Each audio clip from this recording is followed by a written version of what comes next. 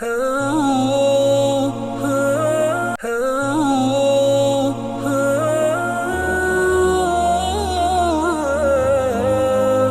புனித மதீனா முனவ்வராவுடைய ஹுத்பாவி கத்தீப் ஹுசைன் பின் அப்துல் அசீஸ் ஆலு ஷேக் ஹஃபிதஹுல்லாஹ் நிகழ்த்திருந்த ஹுத்பாவின் தலைப்பு காலங்கள் கழிவதின் மூலமாக மனிதர்கள் பெற வேண்டிய பாடங்களும் படிப்பினைகளும் என்பதாகும்.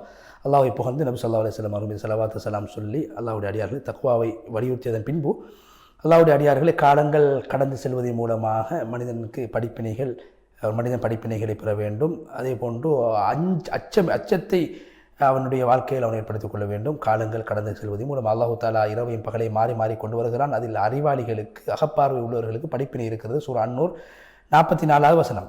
ஈமான்தாரிகளுடைய அடையாளம் என்ன தெரியுமா? அவர்கள் எப்போதுமே நிலைமைகளை பார்த்து சிந்திப்பார்கள். அல்லாஹ்வுடைய இபாதத்தின் பக்கம் விட்டு செல்லக்கூடிய விடயங்கள் என்ன, அல்லாஹ்வுடைய நெருக்கத்தை உண்டு பண்ணக்கூடிய விடயங்கள் என்ன, பாவங்களை விட்டு தூரமாக்கக்கூடிய விடயங்கள் என்ன என்பதை பற்றி எல்லாம் சிந்தித்துக் கொண்டே இருப்பார்கள். இது ஈமான்தாரிகளுடைய அடையாளம்.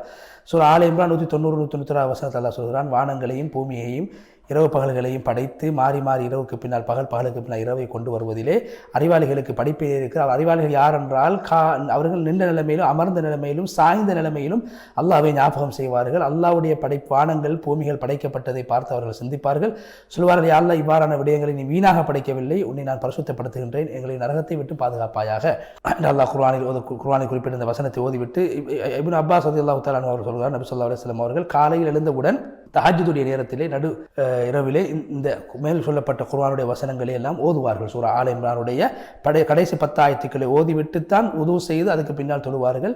உலமாக்கள் தூங்கி எழும்பியவுடன் ஒரு மனிதன் முதலாவதாக மேலே சொல்லப்பட்ட அந்த வசனங்களை ஓதுவது சுன்னத்தான காரியம் என்று பேசியிருக்கிறார்கள். அதே போன்று அந்த ஆயத்து சொல்லக்கூடிய விடயங்களை எடுத்து நடப்பது, சிந்திப்பது, அதன் ஆழமாக அந்த வசனத்துடைய அர்த்தங்களை நாங்கள் சிந்திப்பது ஒரு சுன்னாவாக இருக்கிறது. அல்லாஹ்வுடைய அடியார்களே, எங்கள் மீது இந்த காலங்கள் கடப்பதின் மூலமாக நாங்கள் படிப்பினை பெறுவது எங்கள் மீது கட்டாய கடமையாக இருக்கிறது. கட்டாயம் நாங்கள் அதை கொள்ள வேண்டும்.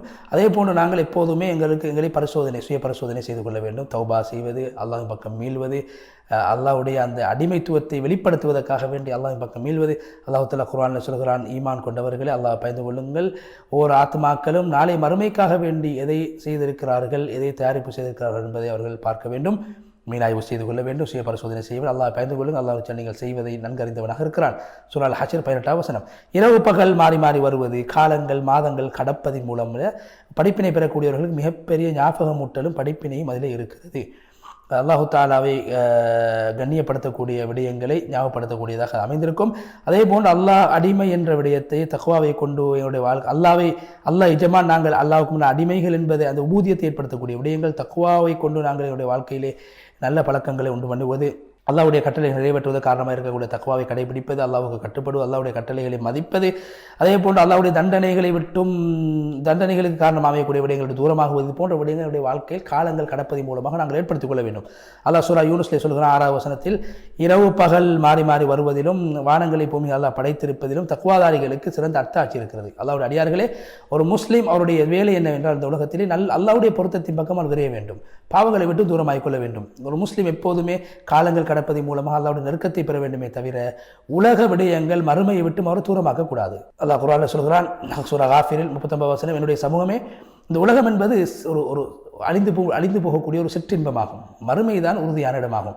யார் பாவமான விடயங்களை விட்டு தன்னை காத்துக்கொள்வார்களோ, இந்த உலகத்தில் அல்லாஹ்வுக்கு பொருத்தமான விடயங்கள் மாத்திரம் ஈடுபடுவார்களோ அவர்கள் வெற்றி பெறுவார்கள். தன் நஃப்ஸை யார் பாவத்தை விட்டு பாதுகாத்துக் கொள்வார்களோ, அல்லாஹ்வுடைய நல்ல விடயங்களிலே யார் தன்னை நஃப்ஸை ஈடுபடுத்திக்கொள்ள அவர் வெற்றி அடைவார். அல்லாஹ் குர்ஆனில் சூரா ஷம்ஸ் 9வது 10வது வசனம், யார் நஃப்ஸை ஆன்மாவை பரிசுத்தப்படுத்துவார்களோ அவர்கள் வெற்றி அடைவார்கள், யார் ஆன்மாவை பரிசுத்தப்படுத்தவில்லையோ அவர்கள் தோல்வி அடைந்து விடுவார்கள். எனவே முஸ்லிமே, காலங்கள் செல்வதன் மூலமாக நல்ல விடயங்களை, சாலிஹான விடயங்களை வாழ்க்கையில் ஏற்படுத்திக் கொள்ளுங்கள். அல்லாஹ் குர்ஆனில் சொல்கிறான், மறுமைக்கான கட்டுச்சாதகத்தை நீங்கள் தயார்படுத்திக் கொள்ளுங்கள், கட்டுச்சாதகங்களில் மிக சிறந்தது தக்வாவாகும். ரசூல் ஸல்லல்லாஹு அலைஹி வஸல்லம் அவர்கள் சொல்வார்கள், உங்களில் சிறந்தவர் யார்? நீண்ட காலம் வாழ்ந்து நல்லமல் செய்தவராவார். இந்த ஹதீஸ் திருமீதியில் பதிவு செய்யப்பட்டிருக்கிறது. அல்லாஹ்வுடைய அடியார்களே, லாபம் நஷ்டம் அதை அளக்கக்கூடிய அளவுகோல் வெற்றி தோல்வியை அளக்கக்கூடிய அளவுகோல் ஈமானும் அல்லாஹ்வுக்கு கட்டுப்படக்கூடிய தன்மையும் ஆகும். நபி ஸல்லல்லாஹு அலைஹி வஸல்லம் அவர்களை பின்பற்றுவதில் அமைந்திருக்கிறது. அல்லாஹ் குர்ஆனில் சொல்கிறான், காலத்தின் சத்தியமாக மனிதர்கள் எல்லோரும் நஷ்டத்தில் இருக்கிறார்கள். யார் ஈமான் கொண்டு சாலிஹான அமல் செய்து நல்ல விடயங்களை மக்களுக்கு சொல்லி நல்ல விடயங்களை மக்களுக்கு சொல்கின்ற போது பிரச்சனைகளும் சோதனைகளும் ஏற்படுகின்ற போது பொறுமையை கொண்டு வசியத் செய்வார்களோ அவர்கள் தான் வெற்றியாளர்கள் என்று சொல்லி ஹுத்பாவுடைய முதல் பகுதியை விட்டு விடைபெற்று சென்று இரண்டாவது பகுதியிலே மிக சுருக்கமாக அல்லாஹ்வை புகழ்ந்து நபி ஸல்லல்லாஹு அலைஹி வஸல்லம் ஸலவாத்து ஸலாம் சொன்னதுக்கு பின்னால் தோல்வியுடைய அடையாளம் என்ன தெரியுமா? ஒரு மனிதன் பராமுகமாக இருக்கும்போது தான் யார், எங்கு இருக்கிறேன், எங்கு செல்ல இருக்கிறேன், என்ன செய்து கொண்டிருக்கிறேன் என்ற விடயங்களை கணக்கெடுக்காமல் ஒரு மனிதன் வாழ்கின்ற போது அவருடைய காலம் கழிவதுதான் தோல்வியின் மிகப்பெரிய அடையாளமாகும். தௌபாவை பிற்போடுவது அது மிகப்பெரிய ஒரு கல் நெஞ்சமான ஒரு செயலாக இருக்குது, மிகப்பெரிய ஒரு சோதனையாக இருக்குது.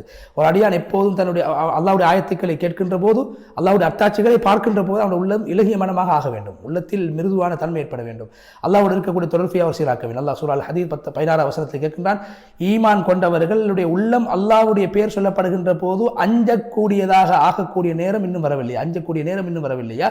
அல்லாஹ்வுடைய அந்த அத்தாட்சிகளை பார்த்து கேட்டு உள்ளம் நடுங்கக்கூடிய நேரம் இன்னும் வரவில்லையா என்று அல்லாஹ் கேட்கின்றான். எனவே அல்லாஹ்வுடைய அடியார்களை நல்ல விடயங்களை பக்கம் வரையுங்கள், பாவங்களை விடுங்கள், அல்லாஹ்வுடைய மார்க்கத்தை பட்டி பிடித்துக் கொள்ளுங்கள் என்று சொல்லி நபி ஸல்லல்லாஹு அலைஹி வஸல்லம் அதிகமாக ஸலவாத்து ஸலாம் சொல்லுங்கள் என்று சொல்லி மிக சுருக்கமாக ஹத்தீப் ஹுசைன் அல் ஷேக் ஹஃபிதஹுல்லாஹ் முழுமையாக தன்னுடைய மதீனா முனவ்வராவுடைய ஹுத்பாவை விட்டு விடைபெற்று சென்றார். அடுத்ததாக நேர்களுக்கு நாங்கள் புனித மஸ்ஜிதுல் அக்ஸாவுடைய ஹுத்பாவை மொழிபெயர்க்க இருக்கின்றோம். அதற்கு முன்னால் ஒரு இடைவேளை.